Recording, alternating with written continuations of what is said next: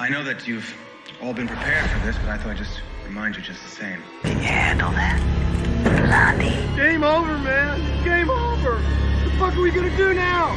What are we gonna do? It was pure evil.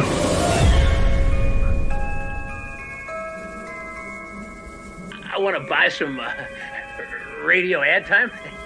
And we're back for another episode of Invasion of the Potty Snatchers. I'm your host, Vincent Green. He's your host, Noel-John. Let's get to it. So this week we're looking at the 1988 classic directed by Tim Burton, starring Michael Keaton, Gina Davis and Alec Baldwin. That is Beetlejuice. Noel-John, my fucking honourable host. How are you doing today? Oh, wow. Okay. Well, I am doing a lot better because I watched this movie. Didn't realise how long it'd been, as we touched upon a couple of minutes ago before recording. And there is magic in this movie that just time cannot seem to touch. It doesn't matter that it's been 30 years. It doesn't matter that it's been 33 years. It's so odd. Absolutely classic. You said it, and I'm robbing it, is that there's so much stuff in this film that should not work. And it does. Yeah, but it simply does. Everything does. And I first, when you said that to me, I didn't say this to you at the time, but when you said that to me, I thought the first time Alec Baldwin steps out the house and he lands in the sand, and there's a really kind of like silly kind of stop motion, almost Jason and the Argonauts era kind of sandworm, and he gets pulled back in the house, and you know, and I was just like, God, that worked. That shouldn't have worked. Yeah, you know, it just did. I don't know. I think it's because the film seems to be made with so much love that you forgive it anything. Yeah, you know, it's such a so many different styles. Exactly, you know, of filmmaking in it, isn't there? Yeah, exactly, and it's self-aware. It's not, you know, when everything kind of tries to be Citizen Kane and it's just not landed. It's really corny. It's just a bad film. But this film's self-awareness lends it so much credence, in my view. It's like it's the great thing about Tim Burton's earlier works, when he's kind of like zany works or whatever, because like you have like Beetlejuice, you have Edward Scissorhands, Mars Attacks. That's right. These movies are kind of that they take themselves too seriously. Nightmare Before Christmas. Yeah, exactly. Like, you know, but it's like, do you know when you have this style that he has? Like, I think his movies had a lot of heart in them. They did. Later on, they kind of lost that bit of heart a little bit in his earlier movies, like his adaptations of Charlie and the Chocolate Factory and his adaptations of Alice in Wonderland. I think some directors just work better in a simpler era. I think now we're able to do so much that it's kind of like, and probably studio influences, not to take the blame off the director's back, but studio kind of putting in and saying, oh, you know, we have this much budget for special effects, we should get this in, and this is what's sold, this is what's number one. Yeah. And you have to use this. And I mean, with a shoestring budget, we've seen films like Hellraiser, and we've seen films like Reanimator, films we've done in previous podcasts, and they're just made with love. You almost need the struggle. I honestly think that the magic is born from the struggle. And I think that's true of almost anything. I could talk about my favourite bands, and when they were upcoming and trying to take over the world, that's when their music was the best. And when everything they touched turned to gold just lost its value because everything was gold, I guess, you know. You lose your hunger. Yeah, and I think Tim Burton was like, I mean, just a spoiled era. He's not the only one. I love Tim Burton. He's not the only one by any stretch of the imagination. But that was him. That was just pure. Like, I can't think of a better example. I really can't. There's not even that you can compare to, really, like the style. What was Beetlejuice before Beetlejuice? Aesthetics, nothing. You know, was it? Is that an original property, Beetlejuice? Is it like? I'm going to say. I don't really know. I'm going to say yes, but I do not want to. Yeah. I've always thought like Beetlejuice, Tim Burton were kind of one and the same to me. Whether he came up with a story, I don't think it's from a book though. It just sounds like the kind of thing that he would come up with reading the morning newspaper, you know. I think, like, I'm just looking at Wiki really quick there. It doesn't seem to be based on anything. It just says who it was written by. Yeah, it's not. But it's I assume because he's such a wacky character, it's not actually a terrible lot to Beetlejuice. Yeah, there isn't. And he's not even in the movie for like the first 40 minutes. Not in the movie at all for the first 40 minutes. He eats a fly. He's alluded to. Yeah. There's the ad. That's what it is. Alec Baldwin Yeah. goes up and there's an ad on TV for him. Yeah. And for a guy, I noticed this, for a guy that wants you to say Beetlejuice 3 times, he himself never says Beetlejuice. Yeah, he can't. Yeah, he can't say it. Is that the thing? I never noticed that before. Yeah, Because think when it's like the ad had like Beetlejuice on the screen over and over, and over his grave he had a sign, a kind of neon sign that says Beetlejuice on it twice, and all this kind of stuff. Beetlejuice lies here. Beetlejuice lies here, and all this kind of stuff. But he himself never says the word Beetlejuice. Yeah, I assume that he is cursed, and if he is to utter his own name, it probably kills him outright. Yeah, or if there's a curse on him where the only way out is to have him be able to say his name said 3 times, it would probably make sense to have that curse also mean that he himself can't say his name, because that would be a little bit self-defeating, you know? Yeah, exactly. It's kind of like clever but simplistic writing. Exactly, yeah. They didn't even explain the curse. They didn't. Yeah, and they didn't have to. You don't need to. Yeah, They just exactly, didn't have because it's just a weird, kooky movie. Exactly. So, like, the movies, we'll just get into the movie. So the movie starts, you see this beautiful, picturesque town, this kind of like... That's Tim Burton, gorgeous town. Everything. Yeah, Tim Burton isn't about the big opening. That's a Yeah. thing. That's like the Avengers, you know, the really, really big opening. Yeah. It's always picturesque. Like, I mean, Edward Scissorhands. Do you remember everyone's out mowing their lawns at the same time? Yeah. You know, that's such a good movie. yeah, it's picture perfect. Yeah. And they were it just is beautiful. 2 attractive young people in love. They had one of those goofy relationships where they poke fun at each other and they can't keep their hands off each other. They really, really enjoy being alive. It's probably how I would describe them. Just like their hobbies include being alive. And like one thing you're guaranteed with a Tim Burton movie is that intro's always got an awesome Danny Elfman soundtrack behind it. Sheila, my partner Sheila, so the first thing she said, she goes, "You forget how good the music is in these films." Oh man, Danny Elfman from The Simpsons, from Spider-Man, from everything Tim Burton from does. an excellent band called Oingo Boingo. Yeah, he actually just, you know, he makes music for fun. He actually has a band, and they're excellent. And he's an actual. He writes a score based on as opposed to saying like these days it's all about names. And so you bring in like, your Eminem does a song for Venom. Fucking hate that. I don't like it. Like, for example, I'm not having a shot at him. I actually very fond of Eminem. I'm a fan, but like, no, I don't like that. It's not what films need. It's like, I mean, there's some beauty to having a guy who just says, right, I hear trumpets, I hear violins, I hear a soft piano, and then I hear, you know, like somebody who paints a picture based on the scene. Yeah, exactly. I love Danny Elfman's music. There's a real sense of urgency to it. And it just like, it moves with the camera. Or not at all a sense of urgency to it.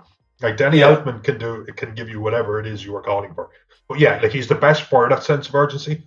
You know, he's absolutely fantastic. But he's also like what's going on here in music. You know what I mean? I love the way his music conveys movement. Yeah. You know what I mean? Like, you know, like the way like the big swooping shots, like the starting scene, it goes through the town, and it's like it gets closer and closer and closer to this house, and then all of a sudden you realize the house is a model, and then the spider climbs over the house, and then it's like, you know, you just see that, you know what I mean? Like that whole opening is just fucking awesome. Like, and it gives you an idea of the town, gives you an idea how models are going to be important to the story. And you know what I mean? Like, and it's kind of in a way of saying that their home life is like a model of how home life should be, in a sense. I don't know, like maybe I'm reading a little bit too much into it, but I just love that whole scene where it's like it builds and builds and builds and builds and builds, and then it's just like all these swooping shots, and you got this like little tiny house, and you see the spider coming over, and then we get introduced to our main characters, a super young Alec Baldwin, and Gina Davis, a young 30-something couple in the picturesque place, as we've touched upon, in a beautiful home that they're really trying to, a house that they're literally currently turning into a home. It's like a postcard setting. Yes. Oh my God, that's an excellent way of putting it.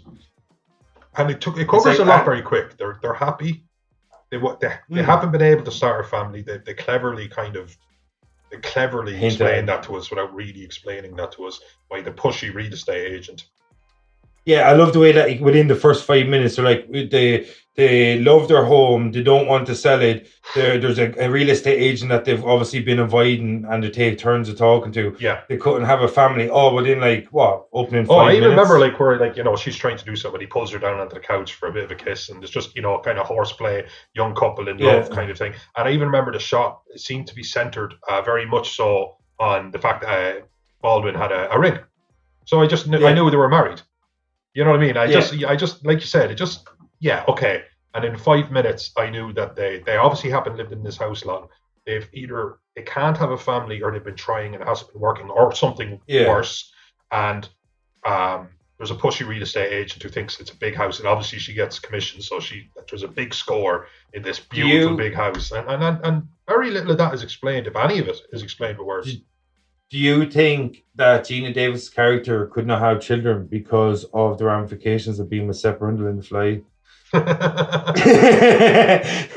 What an interesting time Gina Davis had in the 80s. Yeah, she was a superstar back in the day. She really was. She's a dynamite actress. She was just great. Yeah, she had charisma. Yeah. As I said to you during the Fly episode, like, it's a pity the way her career went, because we missed out on about 10-15 years to Gina Davis, which was a big shame, because like during the 90s, growing up as a kid, she was in everything that I seen, like, you know what I mean? And then she just kind of everything, like Thelma and Louise to The Fly. You know what I mean? Yeah, like, League of Their Own and everything, like, League of you Their know what I Own, mean? yeah. And then she made one bad film, but she wasn't what was so terrible about that film. It was just a terrible film. Yeah. And I think she made a huge financial loss because of that film, because I think she put a lot of her own funding, kind of similar to Kevin Costner with Waterworld. It's just one of those things that never understood it. I liked Waterworld. I mean, we can talk about that when we get into controversial kind of films. Yeah, I'm old enough to have gone to it in the cinema. Oh my god! Yeah, I know. How depressing! Man. I think I went to Casper the same weekend. I think they might have been in the cinema. I went to Casper when I was a kid in the cinema. Yeah. But anyway, anyway, just to move the story further along, they're not interested in selling the house, Jane. Jane, you fucking bitch. And then they go into town. I don't know. They go into a hardware store because they need a lot of stuff like that. I think that is their store. That is. They're going on vacation. It said Maitland on it, didn't it? Maitland, yeah. Yeah, Maitland, and they're going on vacation, and then of course they go back over this bridge that looks like a red barn, but it's just over a body of water, and a dog we'd seen earlier actually. A little dog, and they kind of like, I know, like, you have to stop, but there was such a. I think Alec Baldwin killed them, is what I'm trying to say. Dog, quick, and he just curls the shoe, just dramatic. And the brakes are because he would have just gone straight across the bridge. Going onto a bridge. They were only going about like 8-9 miles an hour, like.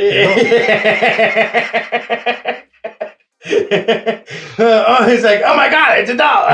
He's like, turn the seat. Yeah, but I thought the next, it's cool because they fall into the water. There's a little bit of a will they, won't they, with the balance of the car. They go in the water, and then the dog. Remember the dog standing on the plank, barking at the crash. No, the dog is like, he's like standing on the plank, and he's the counterbalance for the car. That's right. Sure. Over the edge.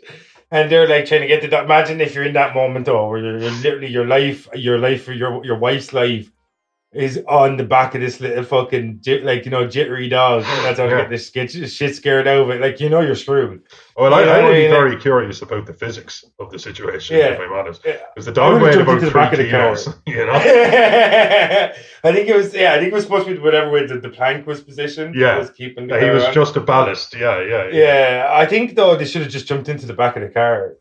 And it would have been okay because it could have jumped in, counterbalanced. I'm thinking the situation could have been handled better. I think the situation could have been handled better. But they needed to die first, so they did. Yeah. And the next scene is excellent. Like they're back in the house and they're soaking wet. Yeah. So now we don't know because when the last time we seen them, they were still teetering over the edge. So now it's like a did they or did they not kind of moment. I thought they did. The dog's kind of standing over, barking at the car as it's going down. Yeah, because you nearly you don't know what to make now if they survived. Well, you're supposed to we know they didn't. We've seen it's Beetlejuice. It's been around as long as you have. But I mean, in terms of the story. In terms of the story, no, you're absolutely right. Like, because it's a thing that people do survive. It's a thing that people don't. So it's a good depth in the storytelling terms. And they're just soaking wet and they're tired. And they've just the fire's burning. The fire's burning. Really cool. I thought when they went up to the fire, now I didn't remember the film as well as I thought I was going to, but I thought when they got up to the fire that they'd noticed they couldn't feel the heat. Yeah. And they never really kind of put their hands to the fire, and all these things happen fairly quick succession. Oh, maybe you're right though. Her fingers go on fire and stuff like that. Yeah, so maybe you are right in the sense because they couldn't feel the heat, so she put her hands so close to the fire. Yeah, he never commented on it. They kind of went like that, because obviously they were feeling. And but I would have been thinking like, I cannot, like an open wood fire. You can't stand in front of it and not feel it. It would be it would twist your mind like if that happened. Yeah, man. But then whatever. There's a book there. There's she sets her hand on fire. Yeah, she sets her hand on fire. He tries to step out of the house. This is where the sandworms come in, stop motion, completely out. Like it visually was so different to everything else in the film. Insane. Shouldn't have worked. The budget for this film is 15 million, and every bit of it's on the screen. Every bit of it's on the screen. You got Alec Baldwin and Michael Keaton and Gina Davis, who I guess weren't like Alec Baldwin had been in like. Gina Davis was the superstar. Gina Davis probably was the superstar. Michael Keaton was known as a comedian. Alec Baldwin, honestly, I don't know. I'm sure Alec Baldwin, but they weren't superstars. But they got money. Like that's where some of the money went. Winona Ryder was in this film. Oh, for sure. What's the name of the lady from Home Alone? And Catherine O'Hara. Thank you. Wonderful. Looks incredible in this movie. She looks incredible in this movie. She really did. And the goth look suits her amazingly well. Oh my god! Come back, like Mrs. McAllister, you're looking fine. You should never you should just never let that woman near your house, is what we're kind of finding out. But he comes back in and she says you've been gone for 2 hours, and he was like, he literally just stepped out on the sand and stepped back in. So this is when you were like, not only are they dead, but it's not that they have no idea how long they've been dead. They could have been dead for this stage. Could have been dead for 10 years or 10 days. Yeah. Turns out to be in kind of in the 2 months kind of area. Yeah, exactly. So like pretty much like the realm of time and physics and all the way they used to understand it is totally gone. Yeah, exactly. The ethereal. They've gone into the ethereal plane. They've gone into the completely unexplainable. And so they figure out they're dead pretty quick, and they take it quite well, I have to say. Yeah, they actually do though. Like I think though, if you're dead, I think if you like. The way I look at it is like if we die and there is something after it, I think you'd be just so happy that there's nothing. Well, I was thinking, you'd be, you just be happy to still exist in some way. Yeah, absolutely. Yeah. For me, I was like, when someone suffered from panic attacks, I was like, oh wait, I wouldn't have a heartbeat or sweat glands. What I mean? Like, I think that would probably take the. You wouldn't be like, I'm about to have a heart attack. You go, no, you don't have a heart, or you don't have. Yeah, maybe that's what it is too, because maybe they are kind of relaxed because they're never tired. Pressure. They're never tired at any stage in the film. You know what I mean? They're never like. They're just always kind of like nearly nonplussed. Yeah, that's it. And you get like you're in between gear 2 and 3, and you just stay there. You know. Yeah, exactly. Yeah, they're perfectly in neutral. Yeah, perfectly. Yeah. Yeah, and, it's great because the film moves. The film's pacing was always one of its strongest points. That we see a family moving in and stuff, and they want to get them out. It doesn't really need a lot of explaining. We see this is the first time we see Beetlejuice. Don't forget about the book. Oh, the book. Don't forget about the book for the recently deceased. Recently deceased. Oh, deceased. Yeah. Because they find that beside the fireplace, and then he goes for the walk, and then he goes missing. And then, as you mentioned, so what happens next? No, so time keeps on ticking. I guess time. Yeah. It shows outside after that they realize they're dead. That there's a for sale sign on their house. Yeah. So Sneaky Jane has gotten her way. I don't know how. We see that like they must have had no next of kin or something. Yeah. I suppose maybe like they had no kids or anything, so. Yeah, but I don't know how she. They had a pet for the house. Unless it went up for the house wasn't theirs at this stage. You wouldn't have a pet off. You would only been in a wet week, and obviously, the bank repossessed or some bullshit. Yeah, exactly. And we have the new family moving in, and of course, in keeping with Tim Burton, they're as eccentric as they could possibly be. Like, Yeah, he's got such a weird imagination for how like I don't know if this like do you think it's Tim Burton that creates the characters, or do you think they're written that way? I think Because he didn't write it. Like, so I don't know. Like you have to understand that how much Burton is Burton, if you know what I'm saying. I'd say like he has such a vision. Like I mean, he's so obsessed with aesthetic. Like there's certain directors like Cronenberg and stuff where everything is aesthetic. Not everything. That's not fair to them, but it's huge part. So even the way somebody, I could see him like what they're associated with. Even the way you move, I could see Burton like having a problem with it or loving it. So like, why do you think he works with Johnny Depp so often? There was a quirkiness to Depp's kind of style of acting that he just went, yes, that's what I want. Like I want him to be Edward Scissors. Yeah, I want to be Edward Scissorhands, and I want him to be the serial killer. Willy Wonka. Ichabod Crane. I want him to be the Mad Hatter. It's just going to annoy me. Who was the barber musical slitting people's throats? Sweeney Todd. That one would have bugged me. Thank you. The Demon Barber of Fleet Street. I've never seen it. Yeah, I have actually. It's not bad. But So I say massively, because obviously when he got somebody like Johnny Depp, who just is what he imagines people to be, what he wants people to be. So yeah, obviously he does see things that way. I'm sure. I'm sure the script is written and he okayed it, but he had a vision. Do you have an issue with actors do multiple collaborations like that? Yes, a little bit. The product is the product. It's either good or not. I mean, you micromanage it a bit, and that's just the way people view films, and that's fine. So do I. But the proof should always be in the pudding. But at the same time, I always think like comfort. The last thing I want my director to be is comfortable. Yeah, because it staunches his storytelling abilities. Exactly. Yeah, I just hate them. You don't want them getting into the same bed every night. You know what I mean? You want them moving and thinking and that's why Spielberg is just so highly regarded. Like he so often you could look at him and say, "Wow, he got so far out of his comfort zone and did this and did this." You know. Yeah, it's like even with Martin Scorsese, similar. Like there's so many times you'd see a film or you find a film and you'd no idea they directed it. Yeah, because it's so different from what they normally do. Exactly. You say Spielberg, who did E.T. and did Saving Private Ryan, and he did War Horse. Yeah, and he did War Horse. And you tell me something that Tim Burton did that spanned something like that. Yeah.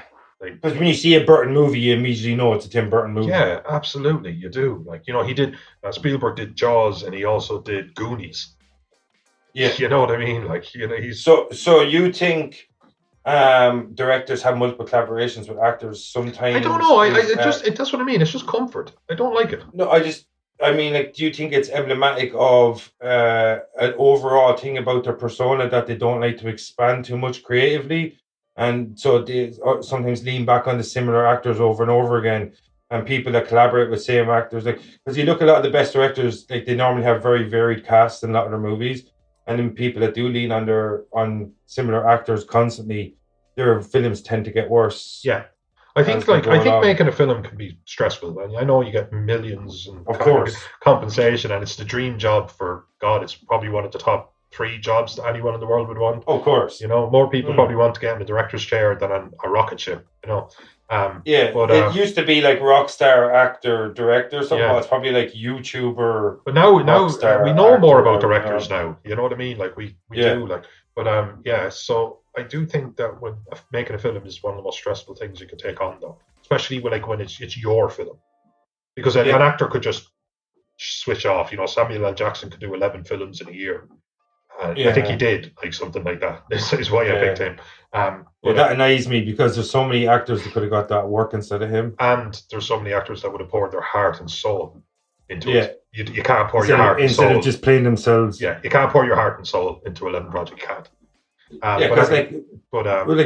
There's very few instances where an actor like Samuel L. Jackson doesn't play Samuel L. Jackson anymore. He plays the same type of character in a lot of his films, there's a couple of films, maybe if you look at Django Unchained, where he played the kind of subservient house slave in that you had to be so fucking careful what I said that there. So pretty much the way it's so hard to describe that without landing on landmines here. Yeah, but, it was about slave era. Yeah, America. He was the kind of the guy that said massa. He was the whole thing is he went to the other spectrum. He was extremely a broken human. They took a human being and domesticated him. Yeah, And that's exactly. just So, such a like, dark kind of thing to think about. you know? yeah, and that was one of the few times I think Samuel L. Jackson's really, given us layers to his abilities because he was hilarious in that film. But I think in a lot of times he plays himself, and maybe like not to stray too far off topic, but like when it comes back to like Johnny Depp being in a lot of Tim Burton movies, and I just think eventually it kind of leads to the same thing. You start seeing the actor instead of the character. Yes. And this is an issue I have with actors becoming overexposed and being in too many things. Yes. Because, like, look at The Rock. Like, as we remember, we mentioned it before many times. I said that in the early part of The Rock's career, The Rock played characters. In the later part of The Rock's career, The Rock played The Rock. The Rock is hired That's to why- be The Rock now. Yeah, which that's what happens though, because you don't see the characters Jack anymore. You Black. just see the actor. Yeah, Jack Black, exactly. For a period of time there, he was just Kevin Jack Black Hart. and They everything. were all in Jumanji. Like they were all literally Yeah. hired to be themselves in Jumanji. Like yeah. Exactly, like you know what I mean. There's just there. I know there are safe pair of hands, and they're definitely going to get butts in the seats when it Yeah, comes yeah. to cinema, like pre-COVID and stuff. But like, I just think eventually, when an actor becomes overexposed or is in too many roles with a similar director, that eventually you just see the actor, not the characters. I can't That takes- agree. Yeah. Sometimes I Yeah, don't that- even like. If I like a show, I won't watch a blooper reel or something until long after I'm finished because I know it's acting. Of course, I know it's Yeah. acting. I'm not like, but there's an illusion that I like. Yeah, And it's- what you always say is suspend your disbelief. Suspend isn't your it? disbelief. Yeah, there's an Yeah. illusion that I like, and I think you get disconnected from that. You can just see Tim Burton and Johnny Depp in between takes. You can just see it in your head. You know what I mean? Like, Yeah. And that's not what you should be thinking about. You should be lost in the world a bit, especially a Tim Burton world. Especially, yeah, exactly. Yeah, you bet me to it. Like, Yeah. yeah, especially these kind of words, you should Like, look at never be this film. thinking This film about just- reality. This film is just, whoa. You just feel like you're in a fever dream the entire time. Yeah. You know? You know what I mean? Like everything seems like it's off balanced, off kilter. The way the camera's presented, the shot is taken, the way the floors are uneven, the walls are like weird shapes, and everything just feels uncomfortable. Yeah. It's like you're wearing clothes that just don't fit you right. That's actually You know a good what I way of mean? putting Like, it. Clothes that yeah. don't fit you right. Yeah. It's not necessarily it's- like dangerous or it's not like scary even per se, but it's not right Yeah. either. Yeah, exactly. Like do you know when you have like a t-shirt and you know it's nice, and then you put it on, it's just slightly too tight. Yeah. And it's just like, it's like, it just doesn't, everything feels kind of restrictive or something in this movie, like, But, so now they find out they're dead, right? Let's get to it. So Let's get to it, the other family have moved in. Barbara and Adam realize they're dead. They've come to terms with it pretty quickly, it seems. And now they realize that if this family is going to come in, they're going to change everything because we get introduced, because this is where we kind of got off topic when we're talking about Catherine O'Hara.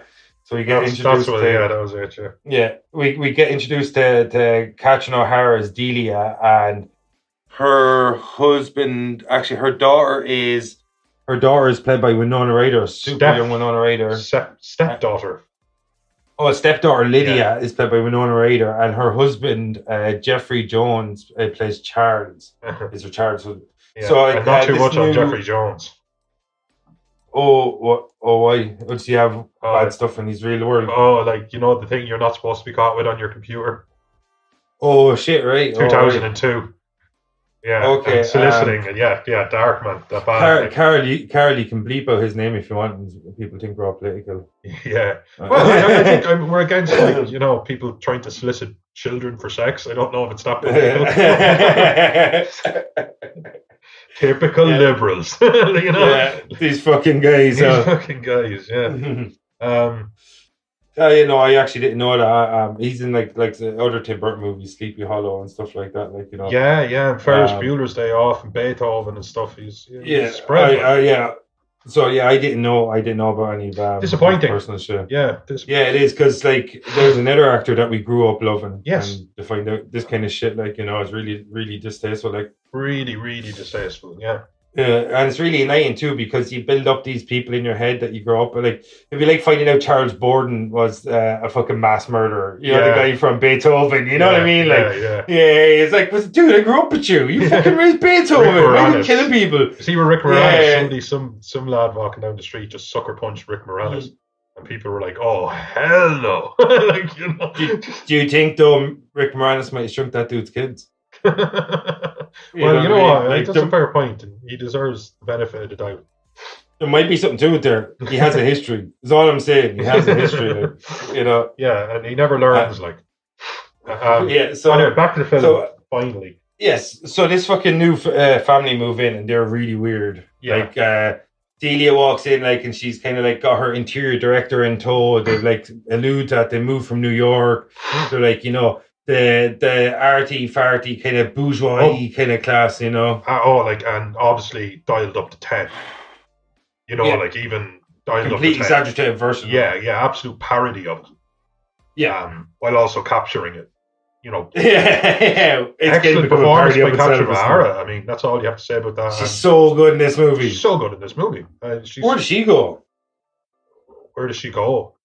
Yeah, after she was in Schitt's Creek, 6 seasons. Oh yeah, yeah. So I haven't watched it. But Eugene Levy was absolutely spectacular, and his son, or unless Eugene Levy is the son, the father's son. It's on Netflix. It's on Netflix now, isn't it? And she is the best thing about it. Oh, she's so funny. And she plays a bougie, kind of washed up soap opera actress. You know, like she's in. She's fantastic. She's in a lot of those kind of mockumentary type movies by what's the director's name? He did like Best in Show. And he did like the fucking one with the mascots. Sorry.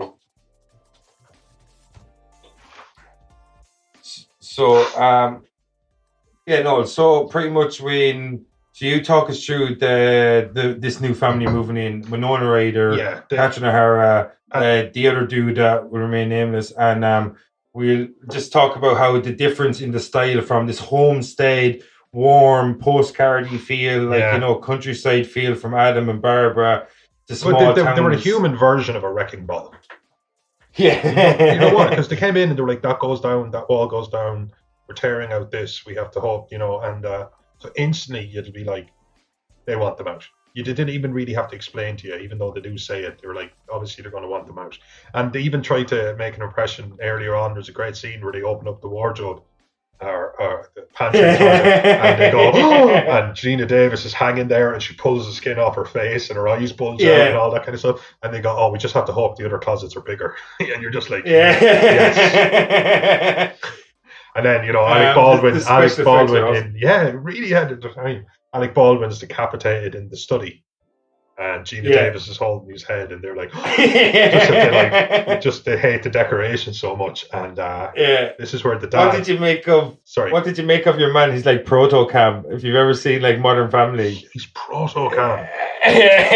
He's so like Cameron from Modern Family. Oh my god. He is true. Yeah, he's absolutely he is. The movies I was talking about a second ago were directed by Christopher Guest. Just so before we move on to talking about this guy called Otho, played by Glenn Shaddix. I have no idea who the actor is, but he reminded me like Cameron from Modern Family on steroids or something. Oh my god! Cam grew up on a farm. This guy would be Cam if he literally did grow up inside of that bougie scene, like, you know. Yeah, if he grew up in New York, grounding in his background, no honest hard work, like that, you know? No Mitch to restrain him. Exactly. Absolutely unchained, like Cam unchained. But and then Winona Ryder, the goth daughter, misunderstood, all that jazz. She likes the house. It has spiders and stuff, you know, like. And the father he's a real estate tycoon, so he has money and he just wants somewhere to get away from it all, you know. So their kind of MOs are explained quite quickly. The film can just glaze by them, but they realize that they try to scare them, but they can't see them or touch them. Yeah. You know what I mean? There's absolutely nothing they can do. So they go back to this book, and Alec Baldwin's been what's his character's name? Adam has been scrolling through it, and he reads a chapter about you draw a door. Now, this scene I thought was great. They ignore the Beetlejuice ad. This was the first time we saw Beetlejuice. And then they draw a door, and she's like, did you really think that was going to work? And I'm like, what are you talking about, woman? Yeah. Sandworms. I know the way. Well, she hasn't seen the sandworms yet, though, has she? Not her, no, not her. Yeah. But you're dead. Like you're literally dead. I love the way he's like, oh, sorry, and he like clicks his fingers and he runs over and draws a handle on it. Yeah. Then he knocks. Yeah. And then there's just, it's just the beauty of Tim Burton, just the imagination of, he goes into And the music. he goes into the waiting room and, oh man, the shrunken head guy, the cigarette guy. Every single dead person in that is just like so eye-catching. The special effects is incredible. So iconic. Man, as you said, the shrunken head guy, the woman cut in half. The guy who's choked on somehow an entire bone, like, you know, like an entire bone. Yeah, like, come on, Noel, explain the physics about how does that how does that dude choke on that? What's he doing? Like, like, number one, is he eating a dinosaur? And number two, is he eating it whole? There's the shrunken head guy who's iconic as well. Yeah, the shrunken head guy is awesome. I'd love to get like a collect with him or something. Yeah, I remember they did exist. A cousin of mine was obsessed with this film when I was a kid, and he had loads of stuff from Beetlejuice. But anyway, they're like, "What are you doing here? You've only been dead for 2 months," and they're calling like ticket number 56,000,000 fucking 251. You know what I mean? And they realized that like if they want to pass over, they have to wait in this room for like decades, probably. Yeah. This is when they realized that they have a 125-year stay in the house ahead of them. Yeah. And that pretty much the whole idea is now that like they've been advised to haunt the people out. If you don't like anyone that moves in there, you're going to have to stay there for 125 years. That you should haunt the people out yourselves because you only get so many help tokens or some shit like this.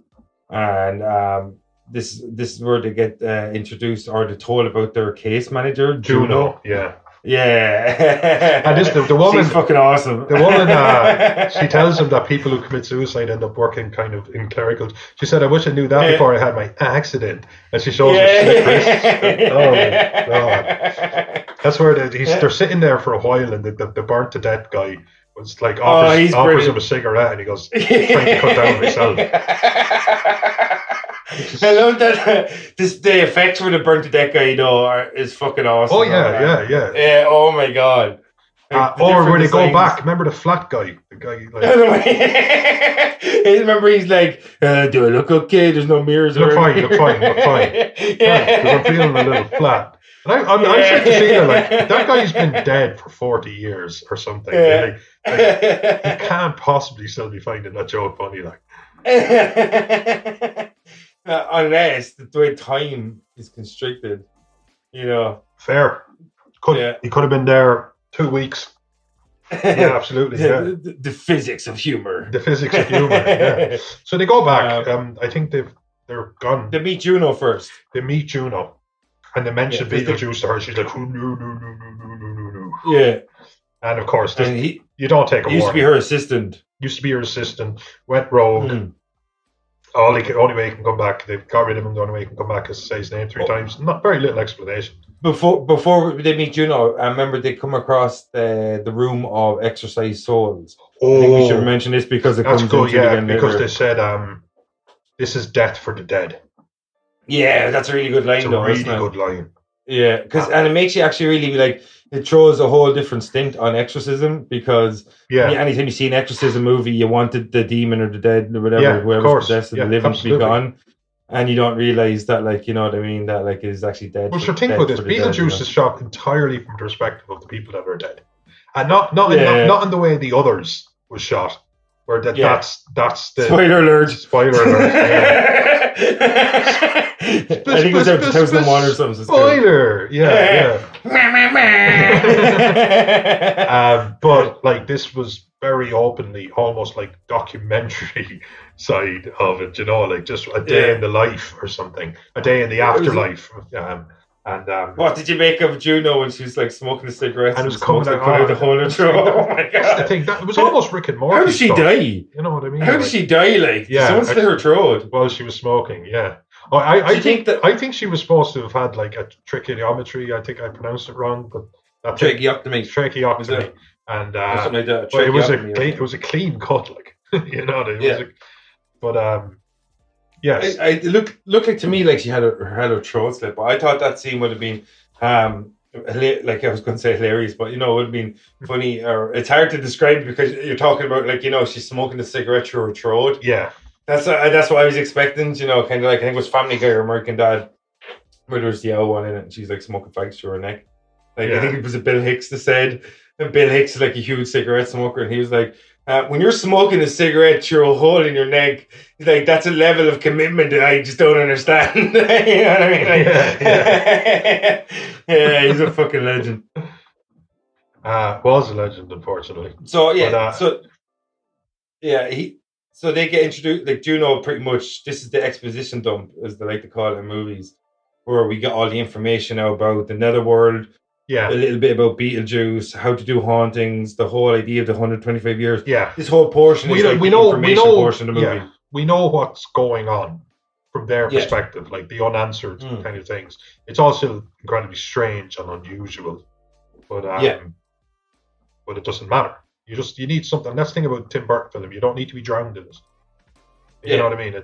It's not like an espionage film or something.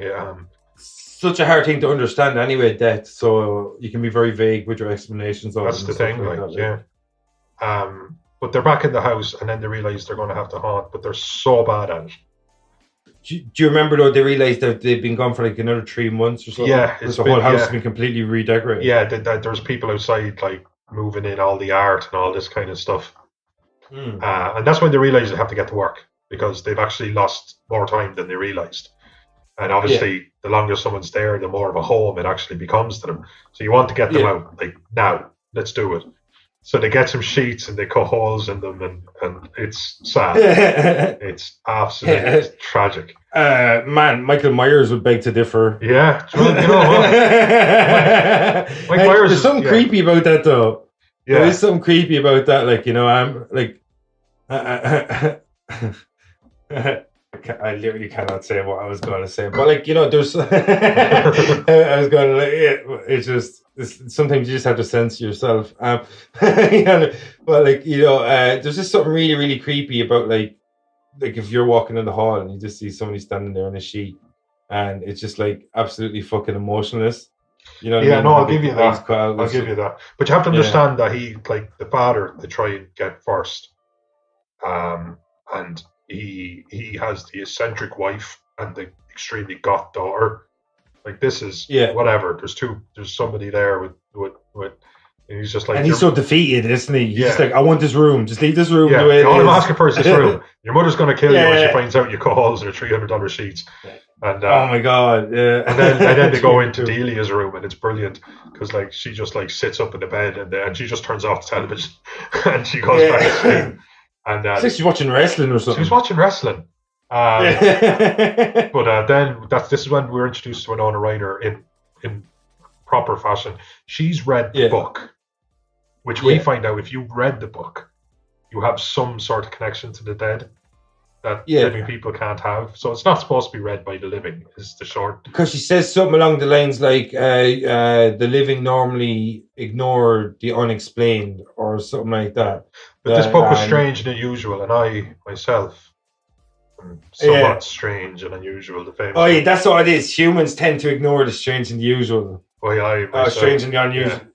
That's it, yeah. So, like, she's super goth. She's like... she takes it in her stride. She takes it in her stride, like, she's completely cool, completely chill. She had a great line as well that goes, "You're not going to be able to scare Delia. She sleeps with Prince Valium tonight." So it's great. They have an ally. This is what they have an ally. Before they actually speak to her, we one part we did forget is when they opened the door, she saw the green light come out. Do you remember when they opened the door to the nether realm or whatever? Right, she did. She sees the green. So she's like literally because she's kind of investigating because she has a feeling that the house is haunted because she mentions it beforehand. That's something we forgot because she does actually mention previously that she thinks the house is haunted before they actually start full on haunting them. Yeah. And that's why she's kind of like, she finds the book and she's more open to the fact that, that she's after meeting ghosts is because she actually knew or had a feeling that the house was haunted in the first place, Yeah. She's the kind of unshakable one in it.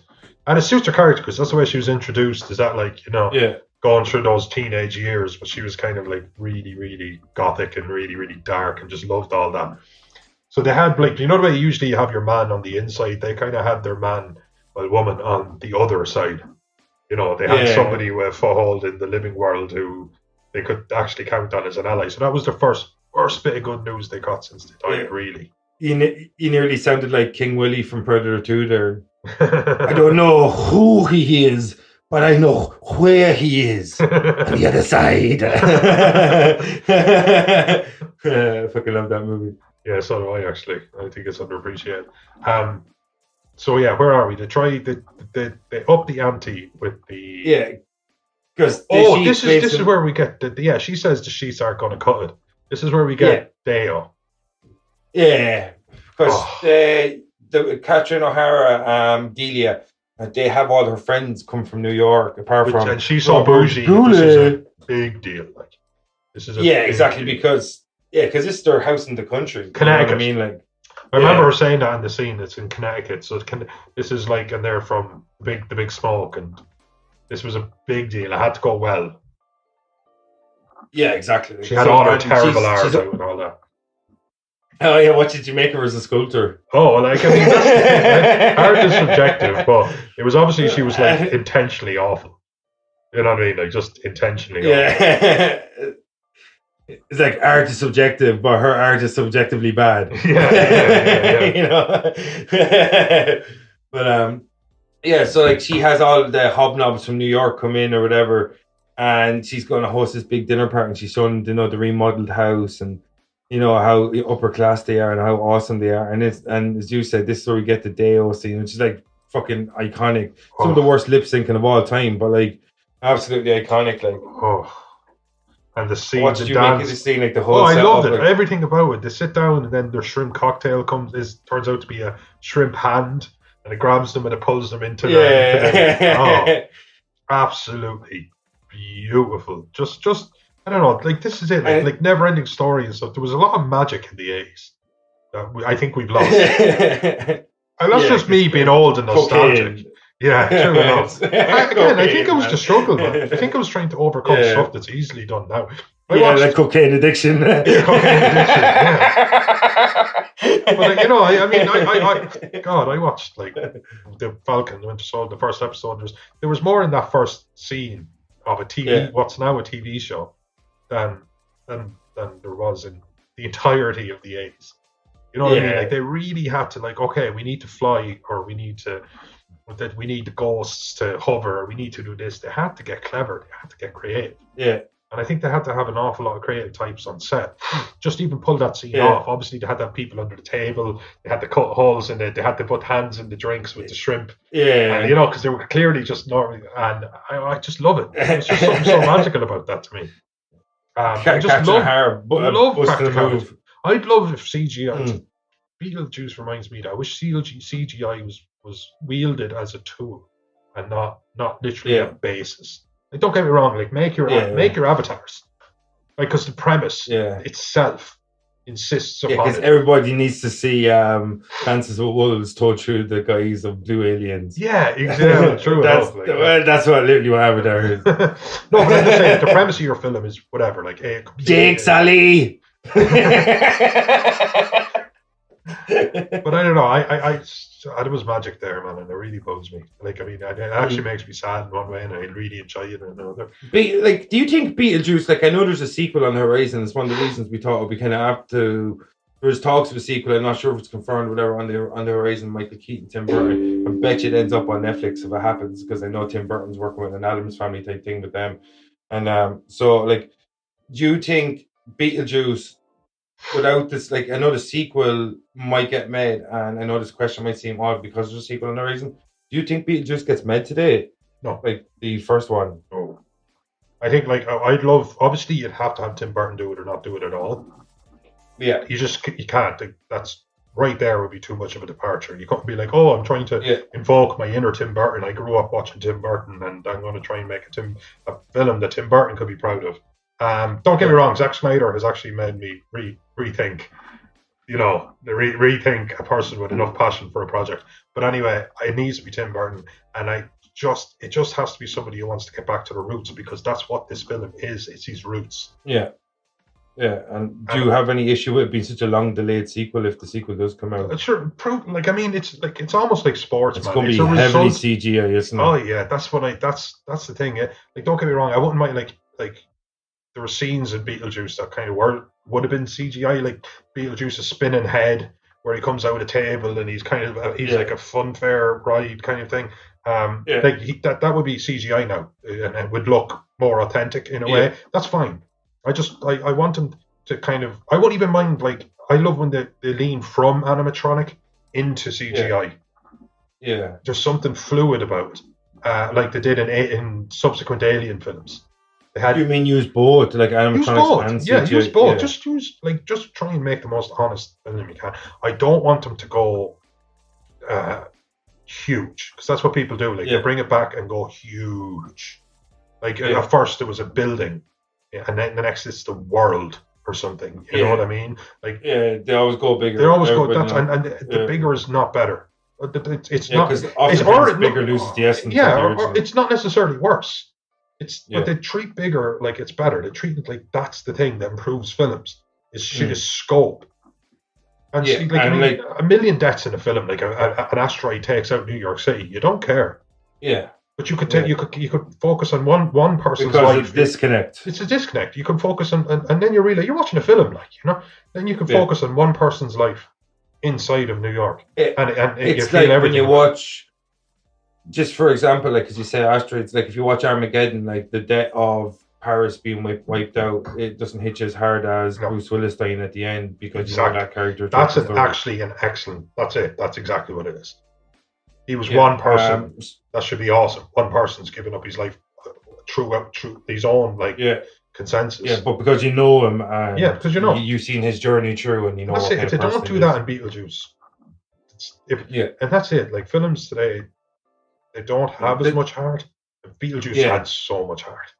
And the thing is, as well, like when you look at, like, you know what's going to happen if there's a Beetlejuice 2, that scene, that famous scene, the day or whatever. That, like, that's going to be 600 people singing it instead of just a dinner table. You know what I mean? Yeah. Like, or it's going to be a Bollywood interpretation of it, or so. You know what I mean? They're going to just go so big that it's going to be like, it's going to be off-putting. And you know what I mean? It's just like I don't want to go off the track, but I'm sorry to just interject, but I found, like, The Force Awakens. I'm not as big a Star Wars guy as other people, but I love Star Wars. I grew up in Star Wars. I'm an 80s kid, but they took A New Hope. They took everything up to the destruction of the Death Star, and they've just put it on a bigger scale. That's all they did. Yeah, they had a ship that could go to a planet and blow it up, and then they had a bigger ship that could blow up multiple planets. Star Killer base. Yeah, from thousands of light years away. It was just like a huge. Then there was a person who was too old to really be trained, but was extremely powerful in the use of the Force. And I was like, we get it. They went from a girl, like from Luke, who could do this and the other, to a girl who was like literally god tier inside of like an hour's training or something, you know. Yeah, with no training. Yeah, you know. Yeah. Not to get too off topic, because we will do Star Wars. Remember we were talking about. Yeah, we said. I'm just saying that's it. I don't want to see Beetlejuice on a huge scale. I just want. Yeah, I think the best way you said, like, it had so much heart, and you just don't want to see it lose its heart by expanding so much. You know what I mean? That it becomes non-recognizable as Beetlejuice. And like I know Kevin Smith spoke about that. There was supposed to be like a Beetlejuice Goes to Hawaii script that he was showing at one stage. He mentioned it, I think, in an evening, Kevin Smith. Like, shit like that really kind of makes you worry about what way. Yeah, but they didn't make it. You know. Yeah. Yeah, you've seen some of the tripe that gets released. You wonder what wasn't made. Yeah, you know. Yeah, exactly. You know, so like I'm sure there's like hundreds of scripts going around that will nenever see the light of day, like that. Or like the end of Indiana Jones, just that warehouse. It's just like there's not here, but there's a scene in Indiana Jones where he climbs into a fridge. That was actually Robert Zemeckis, I think, in Back to the Future. I think that was in one of the earlier drafts, and I think that got taken out. I think it was Back to the Future and ends up in Indiana Jones. Steven Spielberg produced Back to the Future, I'm pretty sure, didn't he? Yeah. And Robert Zemeckis directed it, so it's kind of weird. Yeah, it's total side note. Just so you know, Steven Spielberg ripped off Robert Zemeckis' idea. Just putting that out there. Sheila went to that in the cinema, and she told me her friend Clodagh, and she told me I never need to see that film. Kingdom. So he survives a nuclear explosion by climbing into a fridge, and I was like, okay, I'm good. Yeah. Good. It was one of them old school fridges made out of lead. Yeah, and it threw him like across the state, and he landed. It should have been a brutal death. But like, so we to Right. get back on topic. But so like you have that famous scene with the Deo, the singing, the dancing. They're being controlled now, and then we see like right after that is a moment of celebration from Alec Baldwin. Yeah, they run upstairs, look out the window, and they're expecting literally. Exactly, yeah. They're like fleeing terror or something I keep Hmm. saying, like, you know what I mean? And they're looking at the cars and they realize that they're not running away. And then Winona Ryder comes up and she said that they want them to come down, that they've pretty much accepted. Well, I like the Winona haunting in that because scene. They open the door and she's quite deadpan, and that was her character. Yeah. Like, you know, that wasn't a lack of acting prowess. That was her doing the character. She Yeah. was like, She's awesome in this movie. she's excellent in this film. And she goes, they want you to come down. Like, they said, like, I don't know. Yeah. They were It's like just when you're talking to friends. And then, like, it's all them You know sitting what I mean? around having a drink, and they're all, like, doing the dance moves and stuff and talking about how amazing it was. And just they experienced something so incredible. But this is a very relevant scene because they won't come down, so they all go up and they hang out the window. And Otto takes the book for the Yeah. recently Yeah. deceased. Yeah. And, sorry, I can't not call it that now. And that's extremely relevant for kind of later on in the film. But this is when they decide that they need a pro. It's extremely relevant in 2K, exactly, because when the book goes, that's when they realize that they need extra help, like to get rid of these people. And as Gina Davis put it, or as Alec, one of them put it, that we can't hang out this window for 125 years. that's exactly what Gina Davis said it. Can't hang out the window for 125 years. And then they say, so they said, they looked at their little model that they knew with Beetlejuice grave in it, and they said, I love that model in it though. oh, it's fantastic. So cool. I have something to Detail. comment on. I'm going to rush to it. They say Beetlejuice. Like you do a Candyman, like you do a Bloody Mary, you pause for a second and then you go Beetlejuice, and they go in. They just there's that spinning effect, and then they're in the model. Alec Baldwin picks up on it pretty quick. But then two shovels are seen, and they said you have to dig. Now this is the thing: they're digging, but obviously what they're actually digging through is cardboard. And I just noticed that every piece of cardboard they digged up had the word "fragile" on it. You know, because cardboard. Really, And I was just thinking, wait a minute, you're like 1,000 scale right now. So did you have like cardboard that had like "fragile" written on it in like in like 1 millimeter writing, like all over it? You know what I mean? And I'm pretty sure. So there's a couple of moments where Gina Davis shovels absolutely nothing. Yeah. Like her shovel's completely empty. And then she's like, I'm Gina Davis, motherfucker. Yeah. I don't even pretend to do stuff like this. But this is it. This is the moment you've been waiting for. This is the introduction of Beetlejuice. Nothing about this scene disappoints. Except I would like to say, because there's a remake and stuff coming up, it wouldn't play. It wouldn't play today. Beetlejuice can come out and he can be everything. I said this and I'll say it, but you can't be a pervert. Yeah. You know what I mean? Like you forget, and it is. I do get, like, when you look back on stuff in the future through it depends the lens that's presented to you. It does, like, you kind of put like. I tried to think of him as a sociopath. He is literally the bad guy. You know what I mean? Like, So I just think that he does so much worse things than it. That's what I think. Everything, You know what I there's mean? something that makes you uncomfortable versus something that's monstrous. There's versus something's kind of hilariously monstrous. But he kisses Gina Davis and he's trying to make best friends. He's doing a lot of satirical, magical stuff. He flies out of coffin. Michael Keaton's unreal in this movie. Michael Keaton's fantastic. He is a tour de force. He just arrives. And even, like, you know, he's going for the big sale and he's like suddenly dressed exactly like Alec Baldwin and all that.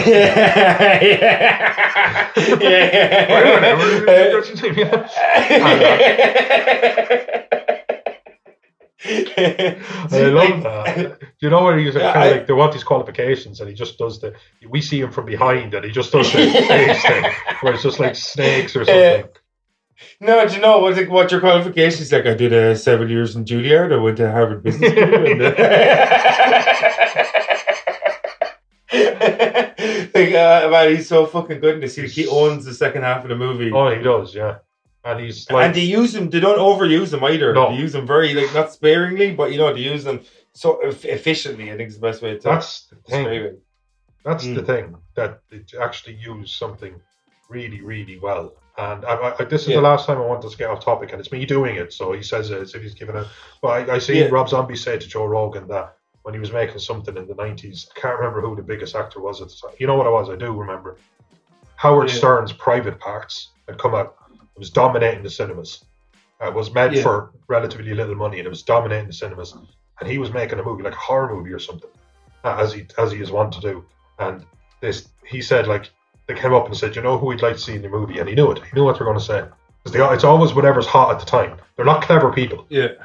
They're not like, they just, this is not about trends. Yeah, this is like Rock. The Rock is big, get the Rock. And they go, whatever. They said Howard Stern. And you're just like, no. Like, it's just take something good and use it the right amount. Yeah. And that's Beetlejuice. That they used Michael Keaton.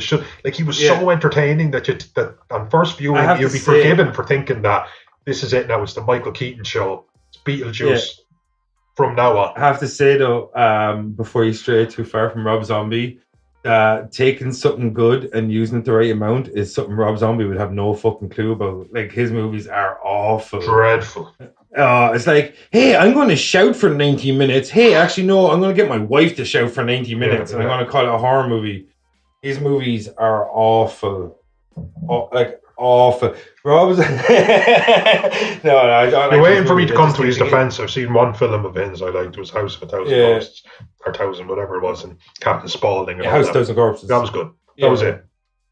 The Firefly trilogy is House of 1,000 Corpses, Devil's Rejects, and then the Tree from Hell, I think. Yeah, or all of them. I've never seen Tree from Hell, but I've seen a lot of his movies, and I think they're a little bit classless, in a lot of ways. I just think derivative. And I hate people use that word. Use that word like, I find it all quite. And they have I picture people with those opera spectacles, the ones you derivative. Derivative and pedantic. Yeah, and a monocle. Yeah. But sorry, the back on thing. They obviously get the heebie-jeebies, to say the least, about Beetlejuice. Yeah. So she says home, home, home, which is apparently how you escape Beetlejuice. And then he's all like, "Oh, you're not going to come in," blah blah blah, calls them losers, all that. We don't see Beetlejuice again for a little while, which I thought was, again, it's great. Like, the film is called Beetlejuice. We've just been introduced to Beetlejuice. See, I think one thing to do as well is clever, because they make you known that Beetlejuice is going to be a last resort. Yes. Yeah, you know what I mean? Like, so that's what they keep building. They keep building up the desperation. Beetlejuice is a gun that fires both ways. Yeah. And I think that's probably a good way to put it. Yeah, exactly. He's the kind of like, he's nearly Pandora. Once you open up the box, he's kind of hard to put him back in there. You know what I mean? Like, yeah. So like, it's once you get, like, that's the problem with him. He gets out, like, what did Juno say? He doesn't work well with others. Doesn't work well with others. Yeah, All right. So where? Tell me, where did we end up next? Yeah. So Lydia is focused on now trying to get Adam and Barbara to communicate with her family, because her family become obsessed with. As you would, you know what I mean? Like, the family. They're trying to use them like show ponies. You know what I mean? They're trying to strut them out in front of their friends and stuff. You know what I mean? It's a party piece, and they realize that their family's not going to go. So, and they kind of start, creating a bond with Lydia. But in the meantime, your man Otto has stolen the book for was it the handbook for the recently undead or recently deceased? Sorry. And he's stolen that, and he starts like I think Lydia's talking about how they don't want to come out to talk to them or whatever, and he's standing at the bar, like the mini bar, and he's going through the book, and he's real pleased with himself. He's real pleased with himself. He kind of because he's starting to figure. Yeah, he's figuring out that he can. He started to figure out that he himself can make them come. Exactly. Carl, edit that out. I just said Yeah, so that he can bring them to orgasm. You know, pretty much. Yeah, he was going to do a seance, and which is cool. Oh, This is the thing. This is the and the ectoplasm. Yeah. And the ejaculate. No, that's not a pun. That's just a sex. So anyway, yeah. So like, yeah, he starts studying the book for the recently deceased, and he starts looking at how he can bring forth these apparitions from the nether realms without their permission. He's going to call them forth, and he starts studying the book. And when he's studying the book, they kind of have one of these seances where they gather everyone around, all these, like, you know, the upper class, the hoity-toity friends of Delia, and he cracks the book out and he says that they need to find something that belongs to Adam and Barbara. And probably a good thing they were in remembers- their house then. Yeah, and Adam and Barbara, Delia remembers that they have the wedding dress and tuxedo, which we've seen earlier on in the wardrobe. That's it. Yeah, and she brings it down and lays it down on the table. And upstairs, Adam and Barbara are kind of, you know, talking, and they're like, you know, sitting next to each other in the chair.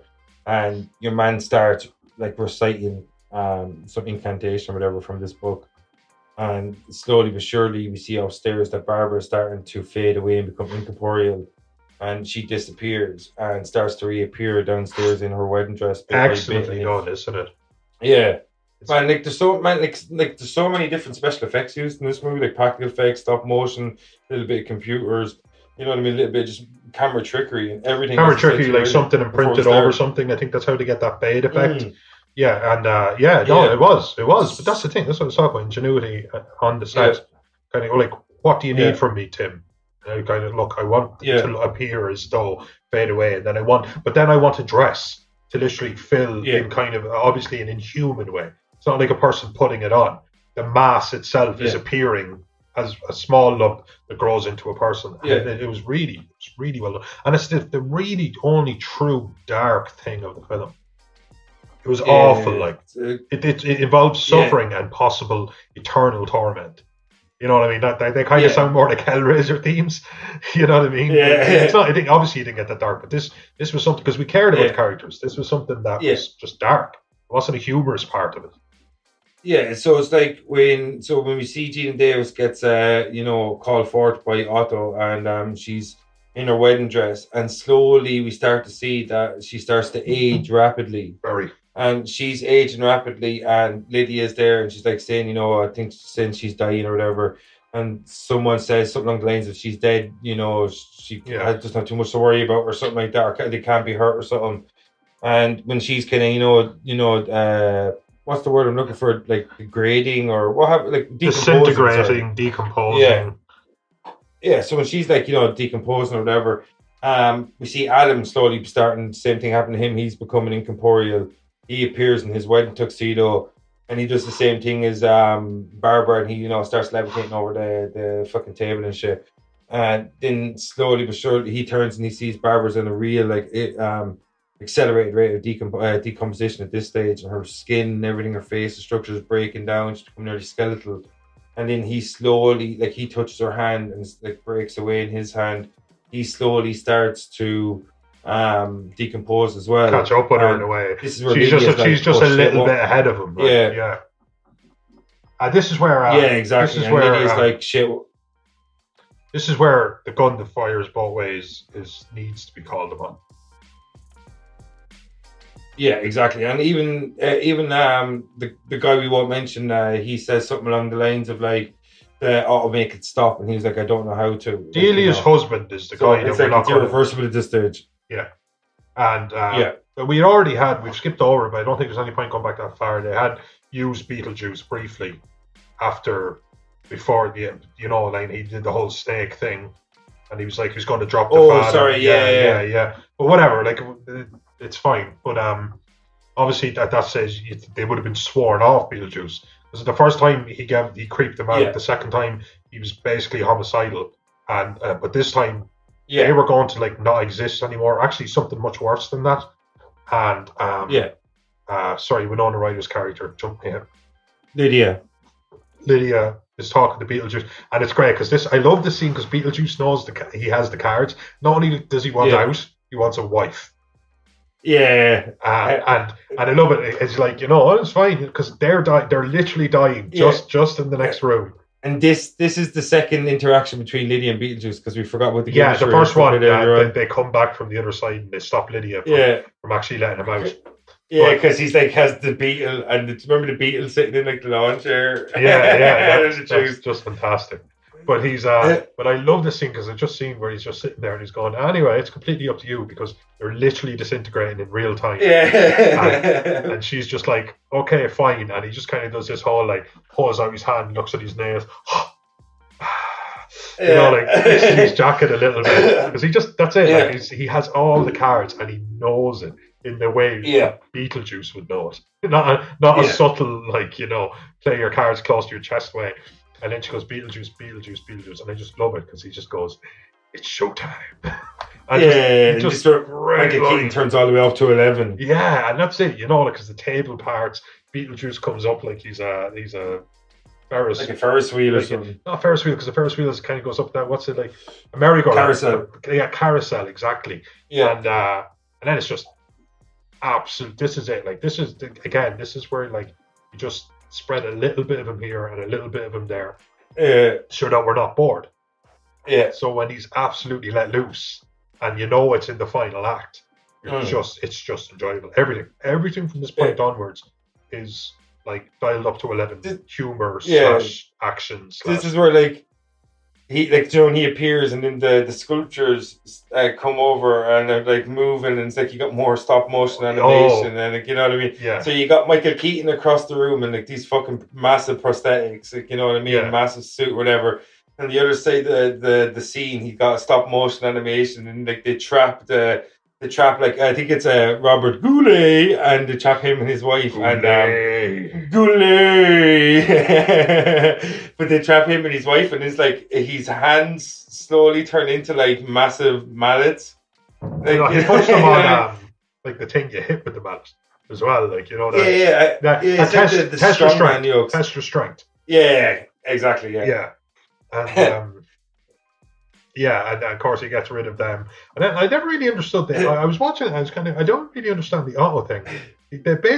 He pulled his clothes off from like red, kind of black attire, to kind of white attire, and blue attire, which I guess that's like not fashionable, which is probably the worst thing you could do to him, or something. Exactly. The most unconscionable thing you could do is have him look anything less than cutting edge, And so now we're down to pretty much Beetlejuice is running rampage throughout the house, but we slowly see in the room that Adam and Barbara are becoming, solid again. They're coming back to life. They're being rejuvenated. Yes, slowly but surely. Or they're regenerating, but although that makes them sound living, but they were getting back to their kind of base ghost state. Yeah. Corporalization, I don't know, because it's not bad. I don't think. Why not? I'm not even sure if it's even a word. This is what we do over here at Potty Snatchers. We create words, people. Welcome to Potty Snatchers, where we rant, go off topic, and invent words. Yeah, you know what I mean. Where else are you gonna get that shit? Yeah, where else are you gonna get that shit? So this is like pretty much our marketability-ness. So we're going to get the run into the climax now, where Beetlejuice is trying to kill everyone and take Lydia. Not even kill everyone, but restrain everyone and take Lydia for his bride, so he can be released from the netherworld and come back to. He doesn't go after Lydia's parents. He kind of has this mom, dad. I just want you to know you can come. So they kind of get off a little bit He's so good in this movie, though, Mikey Keaton. He's so fucking funny in it. He's I think he's what Alex Jones pictures himself being inside his own head. Yeah. I do, Oh, man, I want to see that. Alex Jones dressed as Beetlejuice. Make it happen, internet. Yeah, memes, please. Yeah. But Alex Jones. But he was like, Mom, Dad. But and then he goes, Dad, don't worry, I got to make a gay frogs noise. But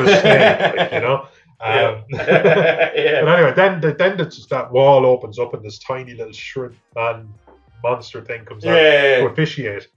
And there's a couple of great scenes here. One is Alec Baldwin says Beetlejuice, and he snaps his finger as his teeth fall out on the ground. And then his teeth say Beetlejuice a second time.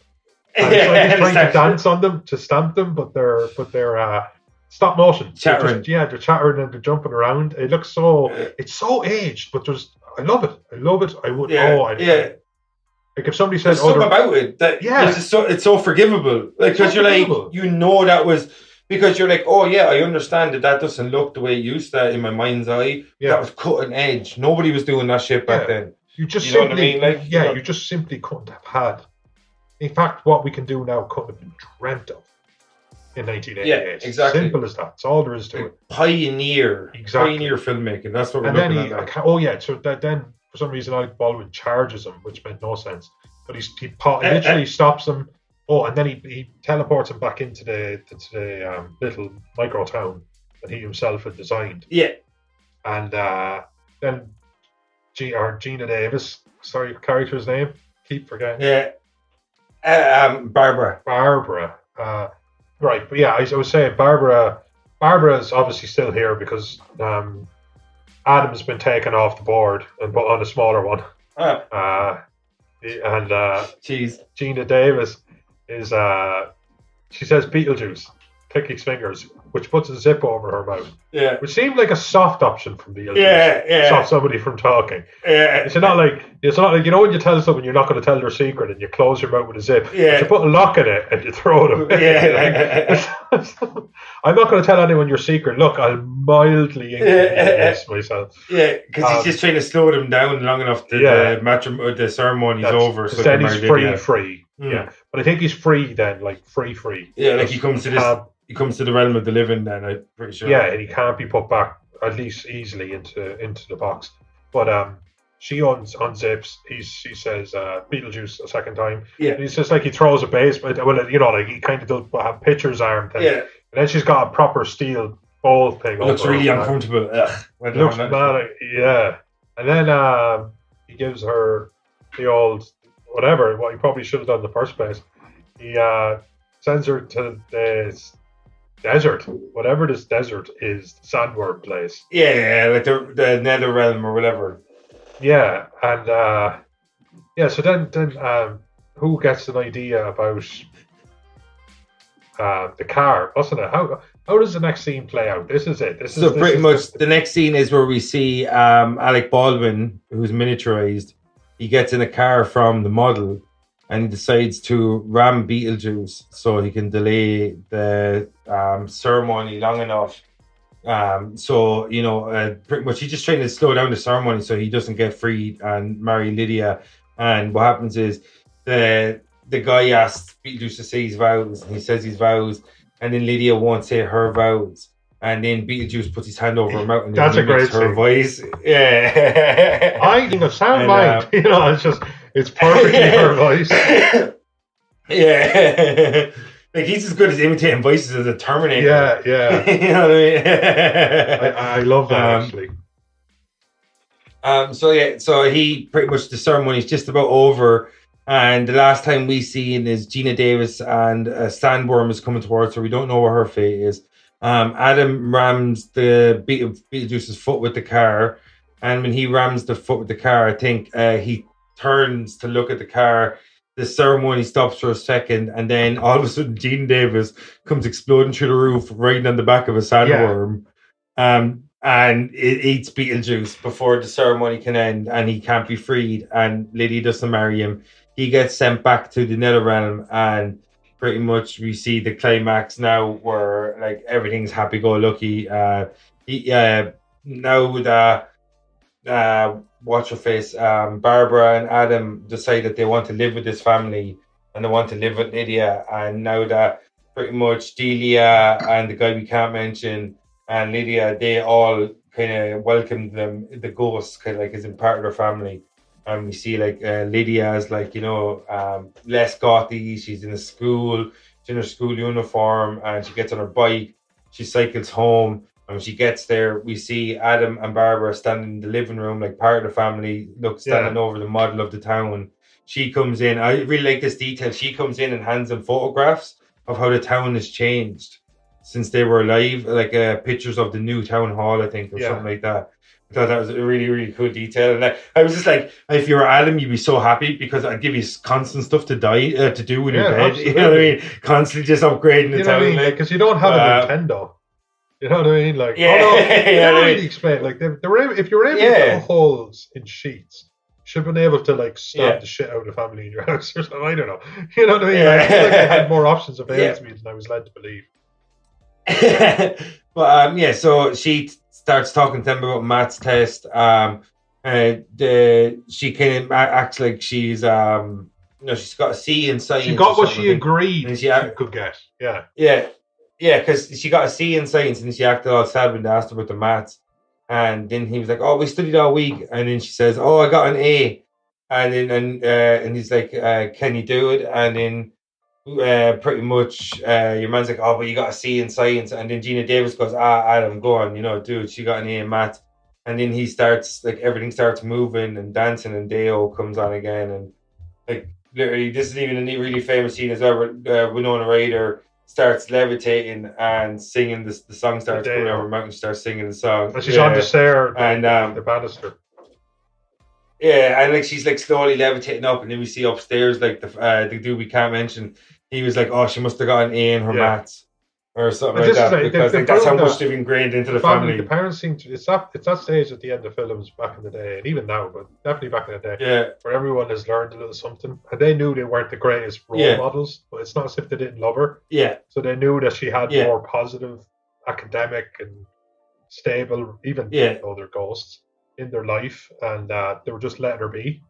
And like I actually, the next sequel, like, if everyone's alive, most of the time I think everyone's alive. Yeah, you could literally have. I'm sure the guy we can't mention won't be back, but like Catherine O'Hara, you could have her dying in the house, and she can be with them, haunting. The thing is, like she's 33 years older now. They all are. Yeah, well, you could do de-aging. That technology. It is and it's improved a lot. The first time I seen it, I think it was the first time I seen it. Or you could just lead into it. Charles Xavier, Patrick Stewart's Charles Xavier, and it looked kind of silly, if I'm being honest. Or Arnie, like Arnie's. Yeah, I think Marvel have done it the best with likes of Michael Douglas and Robert Downey Jr. and I think Samuel L. Jackson again in Captain America. Robert Downey Jr. was excellent. He looked like he's Weird Science days. Yeah, you get very lucky, see, when you have actors that have been prolific from and not just that, like literally, like as high def as you could possibly get footage of them in motion from years ago. But look how good deep fakes are now. It's silly. Exactly. So you're right. You could, But I don't know. Like, I mean, I don't know how they'll do it. But don't get me wrong. There's always a way to do anything right. Every time I tell Sheila, every time I say, look, they're making a new insert film because it's everything. It's everything. Renewing or revamping. Before we talk, sorry, you want to say something? No, I was just going to say before we talk about the sequel, what did you make at the end of the movie? Were you happy with the happy ending? Yeah. Like, I mean, it was like the thing about Tim Burton. If you take out all of the Tim Burton-ness, it was just a classic feel-good movie because it started. It's just a movie about family. It was formulaic. I mean, I love this movie, and I don't say that as a slight. It was formulaic in the sense that it started great, and something really bad happened, and then things got difficult. They looked like they got better, but then they got even super difficult, and then it leveled out. So a lot of Tim Burton movies do have these kind of weird, strange, but still happy endings. Yeah. I mean, everyone was okay at the end. Everyone that mattered. Yeah. And like after the happy ending, we see what's become of Beetlejuice. He's in the waiting room. And what do you make of that scene? I haven't seen Beetlejuice. We said this before because we're both old men now, me especially. But I'm super old now. And I'm 6 years older, so I'll tell you how I feel, folks. Anyway, we said that Andy loses his train of thought exactly when he's trying to make a point. Oh, sorry, we haven't seen the film since TVs were big. It was the first time. You said the first time I seen the film on a flat screen. I was like, my God, that's a good way of putting it. I haven't either. But I have, in the last 10 years or so, checked out that scene. That scene has popped into my head in some sort of circumstance in the last couple of years. I always loved it because there's him. He looks at his ticket stub, and it's so long that he has to unfurl it. Like, you know, it's not just like 100 or 1,000. Oh, it's like in the tens of millions or even a billion or whatever. It's just a huge number. And then he looks at the guy beside him who has like 5 or something like that. You know, he's either side of him is the guy with the shrunken head, and obviously the headhunter that shrunk his head. Yes, that's it. That's how it was, because he says to him, he goes, "Did you do that? I like your work or good work or something." Right. Because that's how he. And he already feels, and that's when he feels the woman's legs, even though she's not attached to them, and she gives him the slap. But that's when he moves over to sit, because he's sitting beside the woman with the that's cut in half. He's sitting beside her lower half. For those who can't picture it, she's cut in half, but she's literally sitting beside her own legs. So her top half is sitting beside her bottom half. So on a 3-seat sofa, she's taking up 2 spots. Yeah, so he's like sitting beside the lower half of her legs, and as you said, he starts feeling her up. She hits him a slap. He moves across and sits in between the guy with the shrunken head and the headhunter that shrunk his head, because your man was like obviously an explorer or something. Because they used to, like, I think how they used to do it, like he does a bit like magic or something, but how they used to do it in real life is like they used to take the head and remove the skull, I think, and then it would dehydrate and shrink over time or something. It's something to do with, I think, low applied heat over a long time would dehydrate. So literally a degree where it shrinks. But like beef jerky or something. Exactly, like it's gross, but there you go. And then he kind of gives him the old like, "Oh, what's that over there?" or some shit like that. You know, he goes, "It's Elvis Presley." and then he takes the ticket with number 5 on it or whatever again. 4. And then your man just notices it and then just sprinkles a little bit of whatever it is he had. And you know, just remember he's like, doesn't really understand. Do you remember before that though? He's like, "Oh, I guess I'm next." It's just a fantastic. Yeah. Do you remember when his head is shrinking? He's like, "Oh, I think this look could suit me." But I love that. Like, I mean, that's like the same. Like, just to kind of speak an exposition of it afterwards. I mean, Tim Burton gave us a great Joker, and Tim Burton. I know, and I don't get me wrong. The throne belongs to Heath Ledger, and I worship at the foot. Yeah, of course. But Jack Nicholson's had a great Joker. Yeah, he and, said. And despite what people think, it's not really a competition. You just do the job to the best of your ability. And you either did a great job or you didn't. And they all did great jobs, but Heath Ledger's was just beyond par, just amazing, just incredible, game changing even. But Jack Nicholson's, it was an amazing performance, not just an amazing Joker performance. Yeah, you know what I mean. Yeah. In fact, famously on that, the first time he is like really, he makes his appearance as a Joker, and Alfred is there, and he is so enamored with Heath Ledger's performance, he forgets his own line, and Michael Caine, and Heath Ledger improvises his line for him, like as in, "What you're probably wondering," or some shit like that, and then he just carries on, and it's in the film. Yeah, and it's in the film as Michael Caine literally being blown away by how good Heath Ledger is in real time. That's the scene at the party. It's the scene at the party, and Bruce Wayne sneaks away. But anyway, but Tim Burton can do strange. Like if Cronenberg owns Body Massacre, he owns visually. Body horror. You know, I mean, Spielberg owns Epic, and he did that. He just owns Epic. Master of the blockbuster. Yeah, he just does. He does Epic really well, and I'm going to try and keep superhero stuff out of it because I just think it's too long a conversation.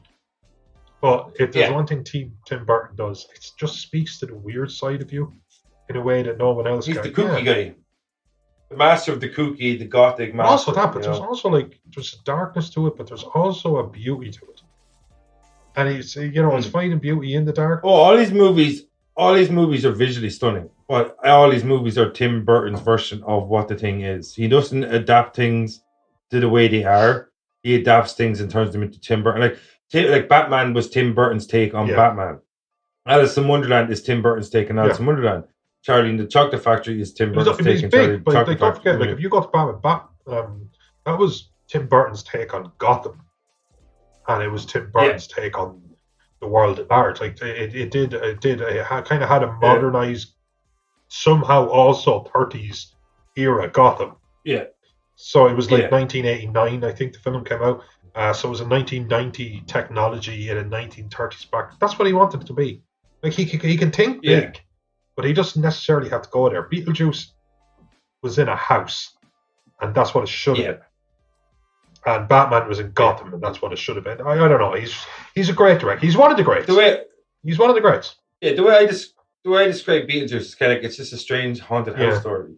Yeah, exactly. Like you have a daughter, and I have a lot of nieces. If you were just describing, like you're just you obviously have technology. It's like I have to paint a scenario where you just don't just have your smartphone and you go, it's this, it's this. You know what I mean? Like, but if you if you have to describe Beetlejuice to her using like 100 words tops, you would have a lot of those words. It would be 50 words and 50 ums. It'd be like that's literally how it's literally how I described it to Lorraine before we watched it. She'd never seen it before. She said, "What's it?" That's his significant other, and not his little one for those. Yeah, like Ash was my kid, but like Lorraine, before we watched it, I just said that it's a strange haunted house story. That's how I described it, and I think that's like there's a lot of like crazy stuff that happens and stuff like that. But in the end, it is kind of just that it's a strange haunted house story. It's really, really well done. Like I think that's the best way to describe it. Like, but like it's kind of like all about the acceptance of death as well in a lot of ways, I suppose. But like literally, I hadn't seen it in so long, and there's so much I'd forgotten about the movie. Michael Keaton's absolutely incredible in it. Gina Davis is amazing in it. Alec Baldwin is so young and it's crazy. And like when you texted me, like, I was like, this movie's from 1988, and you were like, Winona Ryder plays a teenager in it, dude. Yeah. And I was like, holy shit, like, you know what I mean? Like you forget like how long I was full shirt. Fuck you, RTE. I was full shirt. That was from the 90s. And now she's like a woman show and everything a decade later. She started playing a woman with adult children in Stranger Things like 6 years ago. Stranger Things, or something. You know what I mean? Like, she's so impressive though, because like we look at something from 1988. She's playing like a kid, and she's on one of the biggest shows in the world right now. She's had a storied career. Later, like, she's had a great career. Like she has though. Like she's so impressive. She's played Cher's daughter with Christina Ricci. She's been in blockbusters with Tim Burton, more than one. Again, don't forget that Edward Scissorhands has Johnny Depp. Who, is just attached to him with the hip, and Winona Ryder. Yeah. It's kind of like Helen Bonham Carter replaced Winona Ryder in Tim Burton's movies. A bit like Sherry Moon with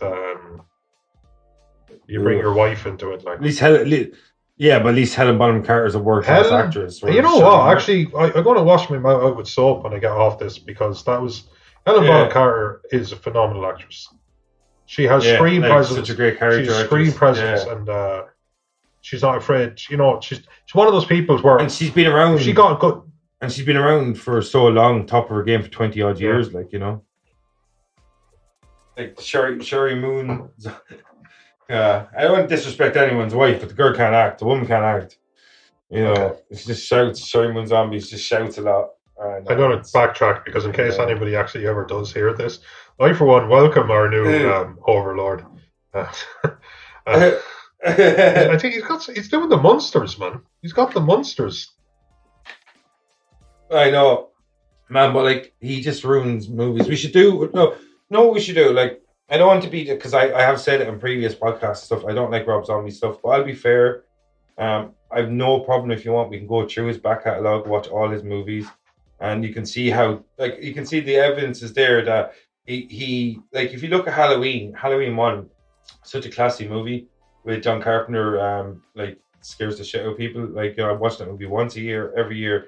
At least on Halloween, and then you have Rob Zombie's interpretation of that like franchise. It's so classless. I think that's the problem. He has good ideas, and there's some cool lines in his movies, but because there's so much shouting, it distracts from the good stuff. Like the line from Devil's Rejects. I'm come here to do devil's work. Yeah. And he beats a guy to death with a stick. It's a fantastic scene. Otis or something. I think that sounds right. Yeah.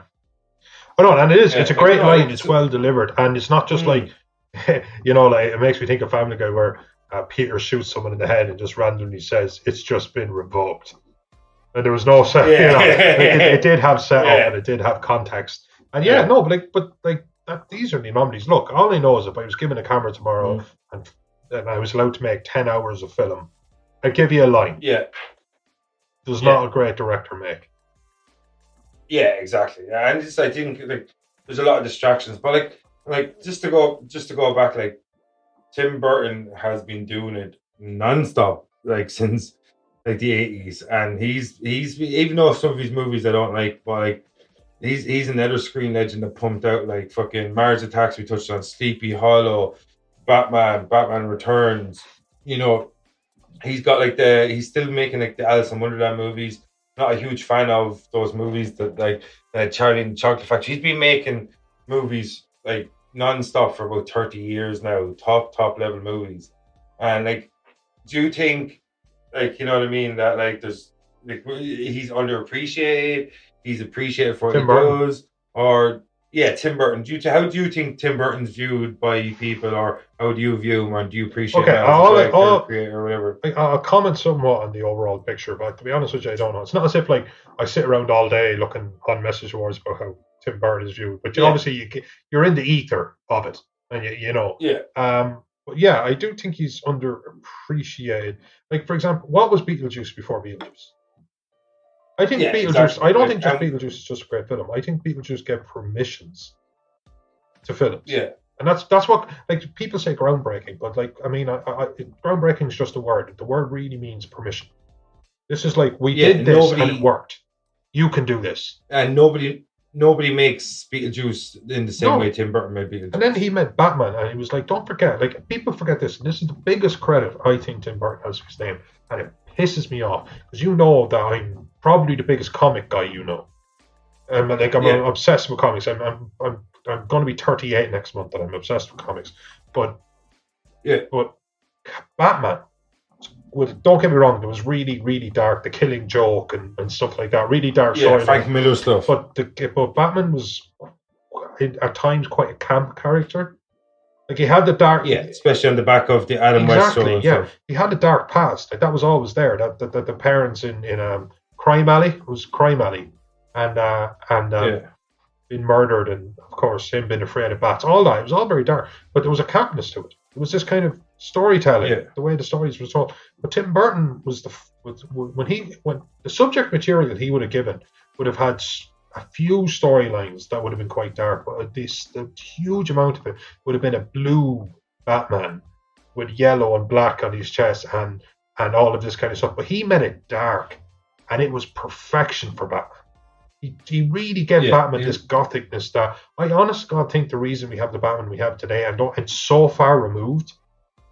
I know that, but I honestly God think he gave permission to just make him stoic. He just made it darker. Make him stoic, make him lonely, make him alienate relationships in his own life, because the only make Batman actually become Bruce Wayne, as in Bruce Wayne starts to fade and Batman becomes the persona. Like Tim Burton did that for me. Yeah, well, it was on the back of Frank Miller's Dark Knight. Don't get me wrong. Yeah, there was extremely dark storylines, and I'm sure he took heavily from them, but he committed it to film. You know, I said there, it's like, don't forget, what was there at that time? Superman. Yeah, exactly. Christopher Reeve, Superman, directed by Richard Donner, and the poor sequels and stuff. But like, that's probably outside of Superman. That's the first time you have a superhero blockbuster, like, hitting global appeal. Really, like, you know what I mean. That's like what is before Batman, as you said, it's just Superman with Christopher Reeve. Which was the Boy Scout, which was an excellent film. The first two were excellent. Yeah. But he was a Boy Scout. He was a superhero, like the way it was. They imagined he wasn't broken or dark or anything like that. Yeah, the true blue hero. You know, truth, justice, in the American way, and all that kind of stuff. Yeah. Batman was darker than that. Batman wanted to get shit done. Tim Burton killed people. Tim Burton's Batman killed people. I should have said. I don't know if Tim Burton's killed people. I assume at least one, just to see how it felt. Yeah. Just to see the light fade from their eyes, but like, but he didn't give a shit. He just went for it, and he gave us this Batman, which I do think shaped the Batman's to come. Like, don't get me wrong, Heath Ledger acknowledges Jack Nicholson's Batman, Joker. Yeah, he just does. He really did lay a template for darker stuff to come. And A Nightmare Before Christmas, that shouldn't have worked. That should not have worked. Like, Christmas was the one thing that's supposed to be sacrosanct. Don't get me wrong, some of the stories can be quite sad. But ultimately, they're about family, or ultimately, they're about this. A Nightmare Before Christmas didn't break away from that mold, but it was told from the perspective of a literal horror world. Like a world of horror. It's like Jack Skellington, and he was, he wanted to try and have his shot at Christmas over because he was sick of just having Halloween or whatever. And it was amazing. This is Halloween. This is Halloween. This is. It was incredible. He just showed that he's actually incredible. And a couple along the way, like Big Fish wasn't great. He had his. With Hugh McGregor. He had his misses. It's cool enough movie. But no, Tim Burton's one of the greats. Like, I mean, I couldn't live in a film world. You could take away all of the Marvel and DC universe. So certainly the Marvel universe, which is the better of the two. I wouldn't. I'd give them up. I wouldn't give up her. I wouldn't. That's a tough one. That's like a real toughest choice there. MCU or Tim Burton movies. I think I'd pick the MCU because they just give me sheer fucking joy. Like, they really resonate with the inner child in me. I don't know. There's something. I suppose I was attracted to. I myself am strange and unusual. I was attracted to the horror kind of genre when I was a kid. I like dark. Yeah, I thought you were going to do the whole Winona Ryder. Oh, I did. I just did. No, I thought you were going to, myself. I'm somewhat strange and unusual. Gothic. No, I wouldn't give up the kind of dark kind of. Like, I mean, he's such a unique director because, like, if you look at his back catalogue, like Mars Attacks is so different than Sleepy Hollow. Sleepy Hollow is so different from Beetlejuice. Beetlejuice is so different from Charlie and the Chocolate Factory. And Charlie and the Chocolate Factory, like, I know Charlie and the Chocolate Factory and Alice in Wonderland aesthetically look quite similar in a lot of ways. But, like, a lot of his works look so different than one another, and I think maybe a little bit later on his stuff, his style became kind of template-ish in comparison to his older stuff, maybe, because his older stuff was quite unique and it was just like an experience. And then eventually Tim Burton gave you what you expected from a Tim Burton movie instead of just being crazy. Like, because, you know what I mean? Like, a lot of his films do look very, like, similar nowadays in comparison to his films back in the day were very individualistic, He, I do think as you go on and as you get huge, like, with the exception of, I think, Spielberg, because Spielberg kind of broke out on his own as, like, one of the people that could. But Amblin Pictures, I think, is his production. But you're kind of like, oh, you're the guy who did this, so we want this imagined through this. That's what you're being hired for. He did the failed Planet of the Apes movie too. Yeah, but see, that's the thing. We want this imagined through the scope of this, and you kind of go, well, that's like, it's not a passion project; it's a job. It's a great job. You're getting paid millions, but it's no different in a sense to being a plumber or to being a builder or a taxi driver. There's a destination that they want, and they want you to do it because they think you're good at it, but it's what they want. So I do think, like, Tim Burton is lost in the shuffle. So, like, I think that you see directors like Sam Raimi and things at their best when they were making their bones. Yeah. When they were up against it, they made amazing. So do you think it's not a thing? It's not on Tim Burton's part that his movies became very similar. It's more the studio. I just think it's a factor for the same kind of thing. I think if you're in the studio, if you're in that chair, that's the throne of the film. It is. Yeah. You have to stand over whatever it is you put out. But I've even heard. I remember Seth Rogen or something. He was on a tour for one of his films. I think it might have been Knocked Up or something. And he said, like, it was great to be out on a film that I knew was good. Like, I knew, I'm not trying to say it was the best film, but I knew this was a good film. It was a funny film. It was a well-executed film. It was good chemistry. And I did a good job. They did a good job. But he was like... Katrin Heigl was I know. Jesus, don't make me go down that rabbit hole. What the fuck? But anyway, but he said, but, like, even when he was saying it, he's obviously said, like, he's obviously gone out on tours, literal tours, whereas he had to sit for 6 hours a day in Australia, 6 hours a day in Denmark, interviewing, signing autographs, all that kind of stuff. Doesn't sound like the worst life, but he was standing over a project that he himself knew was shit. Yeah. And he knew it was shit. Green Hornet, Pineapple Express, something like that. And he knew it was dog shit. But the thing is, it's your product. But the director, that has to be 10 times worse. Because, yes, maybe there was constraints introduced, but this is you. So, I suppose we might as well get out of here, and we've talked a lot about the movie, the actors, their portrayals, like Michael Keaton, and how Tim Burton, how his legacy since Beetlejuice up until today. So we covered a lot of ground, and like Noel, I was thinking, do you think Michael Keaton's performance as Beetlejuice had any inspiration for Bill Skarsgård's performance as Pennywise in the newer? Oh wow! Actually, I would love to know. Obviously, I can't say. Actually, it's a really good question. I can't say it ever occurred to me, like really specifically. Obviously, Curry's Pennywise would have obviously been huge for him. You would have had to watch that, even examine it, because he did a great job of the kookiness of Pennywise and then the evil of Pennywise. But you would have had to just like somebody who was having fun, but also a monster.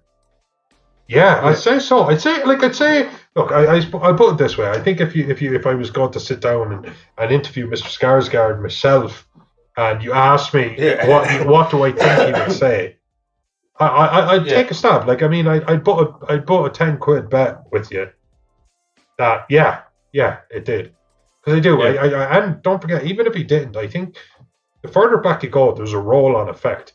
You would have had a Johnny Depp with Buster Keaton. You know what I mean? You can go really far back. Charlie Chaplin. Yeah. Like, we're still seeing him today. We just are.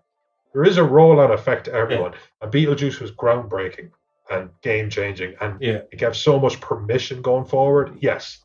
My guess is yes. And do you have high hopes for the sequel before we get the fuck out of here? If it happens, I'm not sure if it's confirmed. I don't know if the mic picked it up. But... and do you think it's going to suffer like other long delayed sequels like Dumb and Dumber? Yeah, that's the thing. That's, like, there's so little reason to believe. I don't think it'll capture the magic, and I'm hoping it'll be good, and I'll accept good. There was something magic, and when people catch magic is when they're not necessarily trying that hard to. They're just trying to make the best film they can. But when something has a standard to live up to, it's quite often disappointing. Yeah, and this has a very high one. Yeah.